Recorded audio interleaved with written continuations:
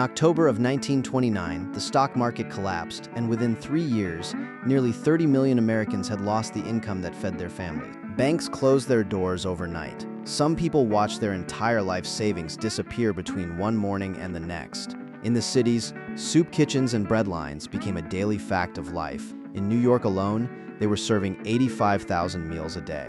Whole neighborhoods of makeshift shacks went up in empty lots and parks. People called them Hoovervilles, after the president they blamed for the crisis. Out on the Great Plains, a different disaster was building. Years of drought met farmland that had been stripped of its natural grass, and the topsoil simply began to lift into the air.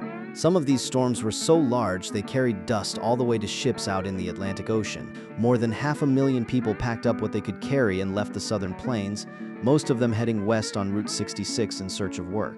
One photograph came to represent all of it. A mother sitting with her children, worry etched into her face, not knowing where the next meal was coming from. But hardship didn't look the same in every household. For roughly a third of the country, life carried on close to normal. Some families of means barely felt it, and some families who had already known poverty for generations had simply learned long ago how to get by with very little. It was the middle class who felt the ground shift the most.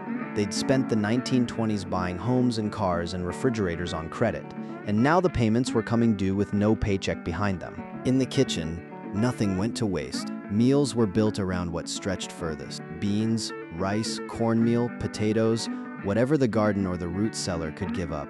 Meat was a rare guest at the table, not a regular one. Clothing got the same treatment. Flour and feed companies caught on and started printing their sacks in patterned fabric, because they knew exactly what women were going to do with the empty bags. A dress made from chicken feed sacking wasn't something to hide.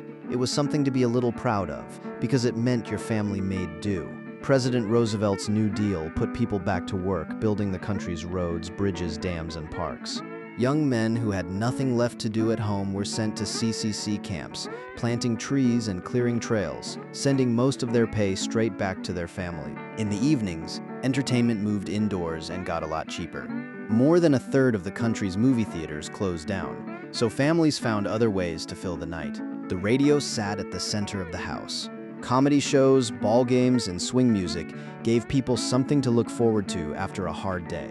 A nickel could still buy a seat at the movies for those who had it, and audiences packed in to watch Shirley Temple or cheer as an underdog beat the odds in Mr. Deeds Goes to Town. What carried people through wasn't just government programs, it was the family next door. Grown children moved back in with their parents. Grandparents, aunts, and cousins crowded into houses built for half as many people, because paying one rent instead of 3 was the difference between eating and not eating. Neighbors traded eggs for mending, watched each other's children, and passed along a coat before it was even asked for. It took the better part of a decade, and it took a Second World War on top of it, before the country found solid ground again. But the people who lived through the 1930s carried something forward that never fully left them: a habit of saving, a discomfort with waste, a quiet instinct to check on the neighbor before anyone had to ask. That's the part of the story that doesn't show up in the photographs. It shows up decades later in the people who lived it, still turning off lights they didn't need on, still finishing what was on their plate.